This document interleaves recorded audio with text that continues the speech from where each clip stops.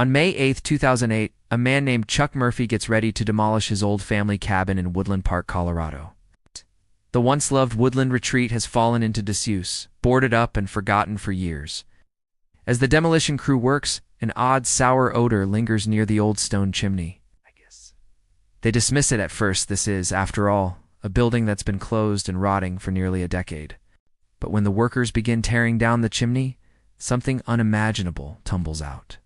A body, wedged upside down, knees pressed to chest, legs jammed tight inside the flue. The remains are partially mummified by the mountain, are identifiable only by dental records. News spreads quickly in this small town. The body belongs to Joshua Maddux, an adventurous 18-year-old missing for 7 years. The last time anyone saw Joshua was in May 2001 when he left his house to go for a walk. He didn't take any belongings, no wallet, no phone, just said goodbye to his father and never returned. His family, devastated, presumed he ran away to start anew, something people sometimes do at that age, especially in the wake of family tragedy. Joshua's brother had died by suicide a few years earlier. The family quietly coped, never fully giving up hope that Joshua would someday call or write. But that hope turns to horror with the chimney discovery. The initial autopsy offers more questions than answers. The coroner finds no evidence of trauma, broken bones, or bullet wounds. There's no trace of drugs or alcohol. Based on the positioning and a lack of clothing on the lower half of the body, officials theorized Joshua entered the chimney feet first, became stuck, and slowly died, possibly from dehydration or hypothermia. No one can say why an adult would go down a chimney, but the accidental death ruling sticks. The official story from investigators is this: Joshua entered the cabin, found the fireplace shut tight behind a heavy steel rebar grate, and tried to exit by shimmying up the chimney backwards. Then he became wedged, feet up, head down, trapped in a space barely big enough for a grown person's torso. It's a bizarre, inconclusive end to a missing person case that haunted the Maddux family for years. But the theory of accidental entrapment doesn't sit right with everyone. Local rumors swirl about the cabin's history.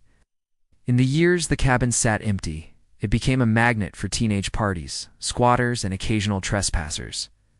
Some mention Andy, a friend of Joshua's known for his erratic behavior and brushes with the law. Andy later moved away and was convicted for murder in New Mexico. But at the time of Joshua's death, no definite link was found between the two. The cabin's owner, Chuck Murphy, adds fuel to the speculation. He claims the chimney had been sealed at the top with a steel cap for years, and the fireplace blocked by a strong rebar grate. Both would make it virtually impossible for someone to climb in or out unaided, or at least to get in unintentionally. Murphy maintains neither the grate nor the cap had been tampered with, save for a small, rusted-out opening at the base of the structure. Neighbors recall Joshua's intelligence and caution, unlikely traits for someone to willingly squeeze into a narrow brick, shoot headfirst or feet first. His family insists he wasn't the type to attempt a stunt or dare. They ask if Joshua had entered the chimney voluntarily. Why were his lower clothes and shoes found folded neatly inside the cabin? Why wasn't there any sign of a break-in? How had no one noticed, despite the cabin being only a mile from his home? The details prompt further investigation, but new information is sparse. No witnesses, no fingerprints, no evidence of struggle. Only Joshua's remains and a tangle of theories. Was it a prank gone wrong? It's a desperate attempt to find shelter, or something darker. As demolition wraps up and the cabin is reduced to rubble, so too crumbles the hope that the real story of Joshua Maddux's fate will ever be known.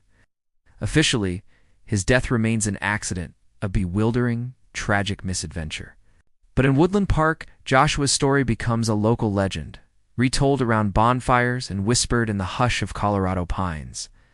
The boy who vanished, only to be found years later in a place no one thought to look.